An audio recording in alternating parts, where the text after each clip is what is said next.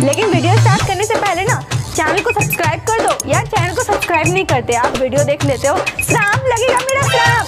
Channel को subscribe करो अभी इसी वक्त, नहीं तो पक्का गर्लफ्रेंड नहीं पटेगी, सिंगल मरोगे तुम, सिंगल। और चलो इसी के साथ शुरुआत करते हैं।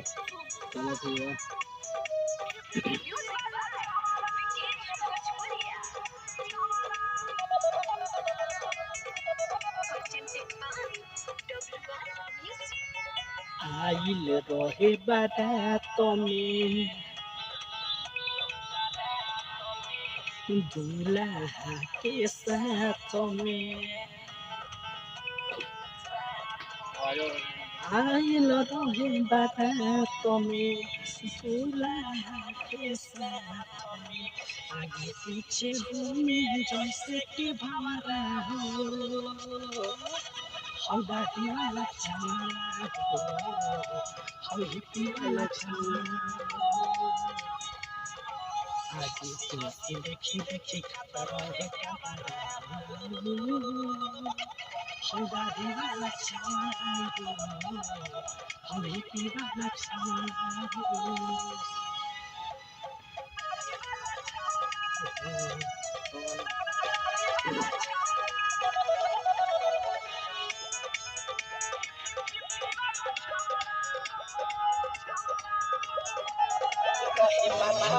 बनले रुमाल रहे सखी के मेल रे,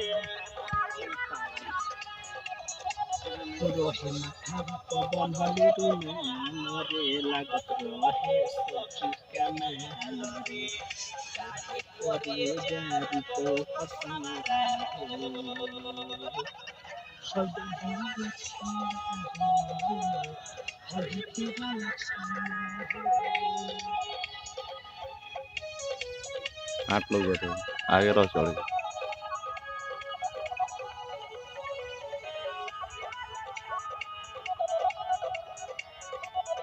ज्यादा के मत मुड़ी कट दो।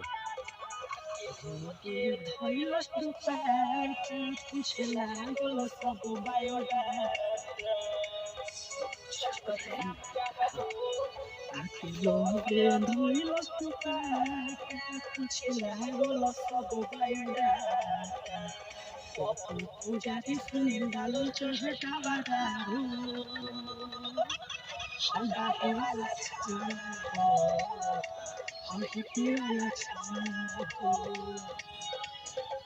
हंसी देखी देखी खाता रहे क्या बारा हो,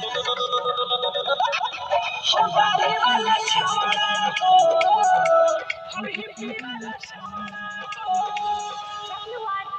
रिकॉर्डिंग स्टूडियो